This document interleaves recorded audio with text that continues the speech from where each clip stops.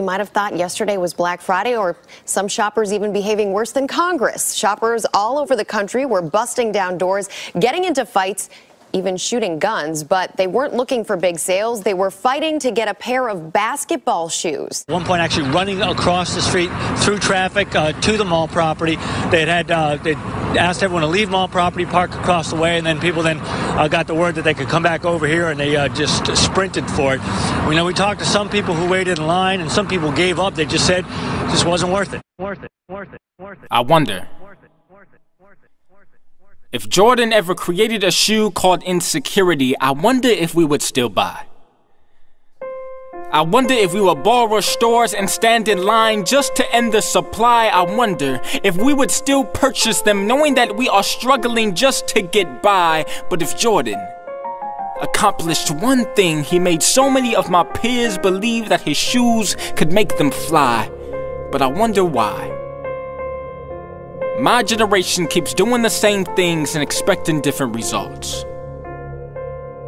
But then again, we do keep buying the same shoe and expecting new praise and exalt. I wonder if getting those new insecurities would lead to fights and assaults, which therefore makes me wonder if not getting them would lead to ridicule and insults. I wonder if anyone would ever tell us that those insecurities don't define us, and how our desperateness to buy them only confines us to the point that we can't even find us. I wonder how much money we would be willing to pay just for our insecurity. See, I can only wonder. But my wondering soon turns to worry as I think of what my generation will do just for attention. How they jump on new trends as a means of bypassing rejection and wrongly call it freedom of expression, but all they want is acceptance. I just want to tell them that if you're walking in the wrong direction, it doesn't matter what is on your feet. And if you're not hearing sound truth, no, I don't care about your beats. And if your words aren't edifying, no, I don't want to see your tweet, because your desperateness to take a seat with the elite will eventually become your defeat. But please tell me, if these things are really making you feel complete, then why are you constantly feeling the need to compete? You thought that being a part of the in crowd would make you complete, but all you realize is that they just made you feel incomplete. But please understand that my words are no blame on Jordan, but only recognizing the society that has become our biggest prison warden. And I speak to my generation to warn them of a society that specializes in desensitizing sentiments to center their attention on things that don't benefit. A society that treats me like I'm the enemy, but I'm the one who's innocent. They treat me like I'm the nemesis, but that's because they choose dudes like Lil Wayne and Chief Keef to act as our representative.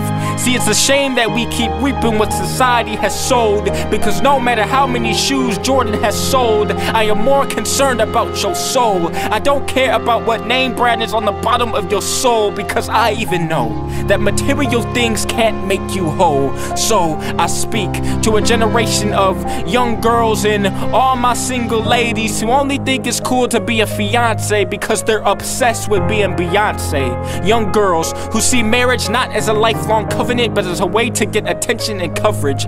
Doesn't care if her man covers her, because all she wants is for other girls to covet her. So I speak to a generation of young boys who only think that masculinity means to skillfully and implicitly downplay their chivalry, sympathy, sensitivity, and their dignity, while officially, explicitly, and unequivocally promoting violence visually, vividly, and viciously, negatively promoting hostility and delinquency in order to hide their true feelings of fragility, acceptability, insufficiency, and insecurity.